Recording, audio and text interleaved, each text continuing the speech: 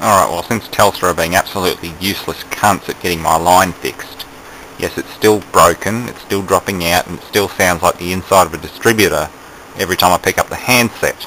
It's just nothing but arcing and crackling. They are absolutely useless at fixing this problem. I'm not the only person in the street that has this problem, so I'm rather pissed off right now about that. Net's just dropping out randomly. I can't play a decent bit of game online. I can't browse the web properly. I can't use MSN properly. But at least I figured out why this Range Rover's sick. So that's a good thing. Let's have a quick look at it before I go inside and get ready for work tomorrow. Alright, I always figured it to be an ignition problem, and I found a little module down here a while ago called a resistor pack. There's DAC 1211 stamped on it. Just looks like a little computer thing. I'll pull the plug off it. That's how many pins it's got on it. Looks rather nasty looking pins too.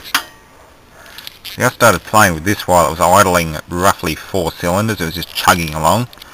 I wiggled it out a little bit and it got all excited all of a sudden. She started running on all 8 cylinders and sounded really nice and smooth.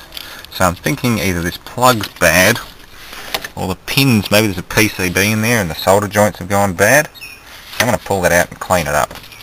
But for now that I've played with it, it actually runs quite well. So I'll plug that back in again and just see how we go. I don't know how it's tied into the ignition with that many wires on it. There's the trigger from the distributor up there, and that's about it. There's not much to actually connect that to ignition. But I know it's dropping coil positive voltage when I release the key. Well, sometimes. She's been pretty well behaved today, so let's see what I can do.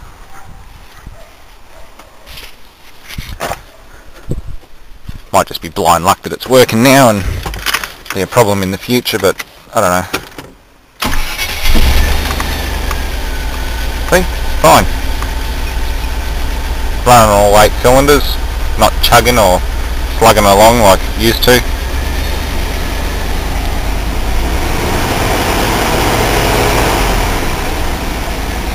Good.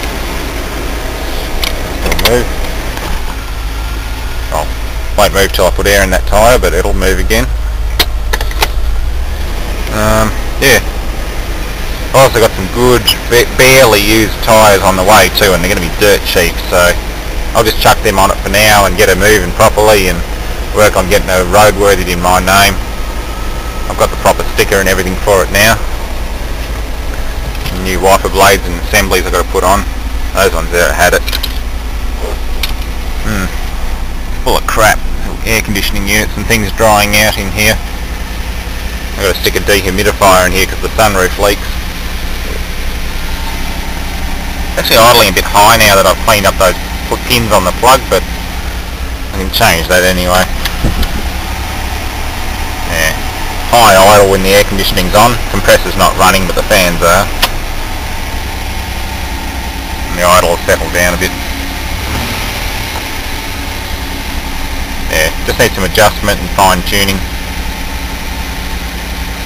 Idling at about 1100. I think they're supposed to idle at 1000. Not far off. It's just a high revving V8. Oh, at least this thing's working. I really wish Telstra had worked on their customer service because I'm getting really pissed off right now, and unfortunately I haven't heard anything good about the other ISPs like Optus or Dodo or Primus or any of those. Apparently they're all shit, and I'm guessing it's because they all use Telstra cables and things. All the infrastructure's owned and made by Telstra, so there's not much you can do about it. Oh well. I'm having stock take at work tomorrow, so I should score some nice bits of scrap metal or stainless steel stuff to play around with out of that. Thanks for watching.